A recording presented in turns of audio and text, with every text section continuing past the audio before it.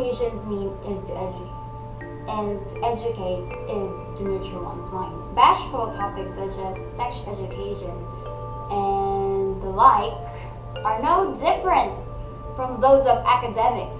The aim goal is also to diminish ignorance from one's mind and implement in it knowledge. Sex education, as defined by Bert, is the process of acquiring information and forming attitudes and beliefs about sex, sexual identity, relationships, and intimacy.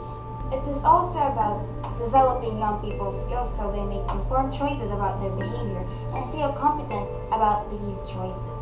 So what does sex education sell to the young minds of the Philippines? 1. Information. Information that helps raise awareness. 2. Sexual control and the practice of safe sex that would equal to population control. And lastly, the horror that sexually transmitted diseases offer to the mass and its lethal effects.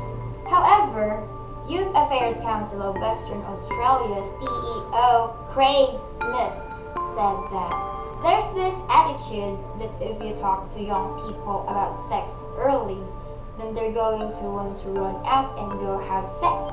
Giving more information to youth could actually lead to sexual activity, according to NBC News. We believe that it's an inconsistent message, said Laurie Cole, Executive Director of the Eagle Forum. If you say don't do it, it's not healthy for you, but if you're gonna do it this way. Which is true to be encouraging youth to have sex in some way. And because teenage pregnancy arises, population count arises as well. Fortunately, there's a way to control population growth called human population planning. It is the practice of intentionally managing the growth of a human population. Under this fall contraception, sterilization, child count policies and restriction, and family planning. A Philippine law version of population control is called the Responsible Parenthood and Reproductive Health Act of 2012, informally known as the Reproductive Health Law or RH Law, that guarantees universal access to methods of contraception, fertility control, sexual education, and maternal care. Philippines, however, being more of a Christian community, preferred the practice of sexual abstinence. Sexual abstinence is a choice not to participate in any genital contact. It is the act of not having sex, the personal definition of which can range from no sexual contact to everything but intercourse. Abstinence is 100% effective, free, and available to all. Abstaining from sex encourages people to build relationships in other ways and be intimate without sexual activity.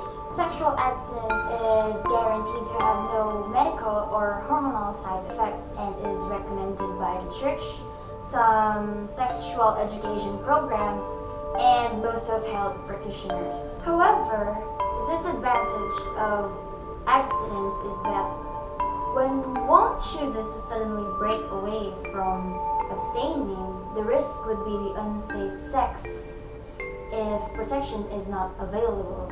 If ever happened, unsafe sex is prone to those sexually transmitted diseases and infections that would threaten human health.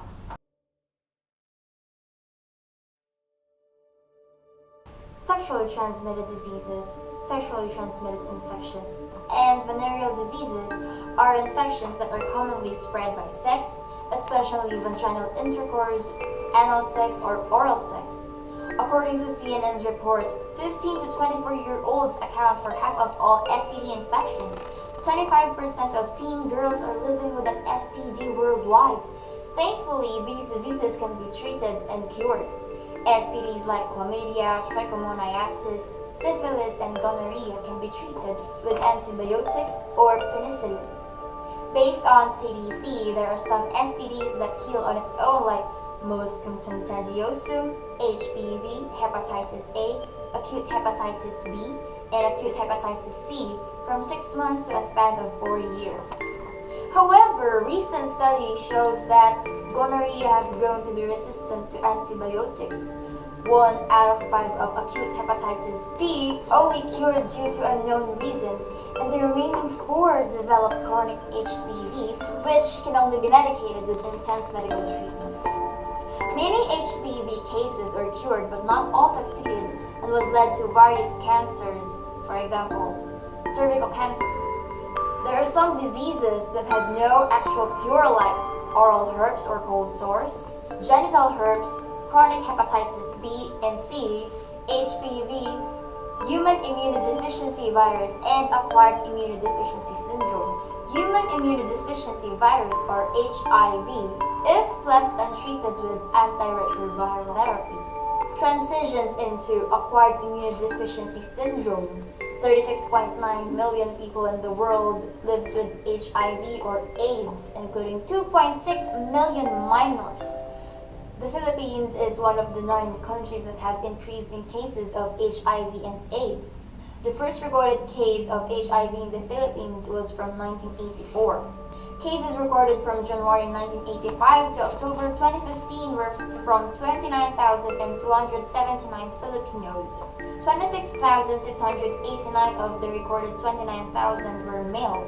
7,722 of the 29,000 were youth, aged 15 to 24 years old, and 1,359 deaths were recounted from this recorded ill people. Based on CNN Philippines, overseas Filipino workers, or OFWs, account for 20% of all HIV and AIDS cases of the Philippines. 96% of the nationwide statistics of the Philippines record of HIV and AIDS were male. Data from February 2015 stated 646 new cases of HIV and AIDS, which is 33% higher than the data gathered from 2014 statistics. 58 out of 646 were due to sharing of injecting drug users, and 2 of 646 were mother-to-child transmission. 41% of the recorded 646 were from the National Capital Region. 91% of the recorded 646 were transmitted due to unsafe sex. 84% of the said 91% were from homosexual males. There are 20 newly diagnosed HIV cases in the Philippines per day in 2015. In every 3 hours, 1 person gets HIV and AIDS. Disease case grows 50% annually in the country. The thought itself is enough to be feared, and the country's future is at stake. If youth is a nation's salvation, then the youth has to be educated of what should be.